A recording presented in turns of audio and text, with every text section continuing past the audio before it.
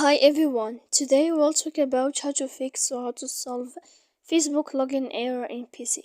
To know how to fix or how to solve Facebook login error in PC, you should just go to settings like this. You will click.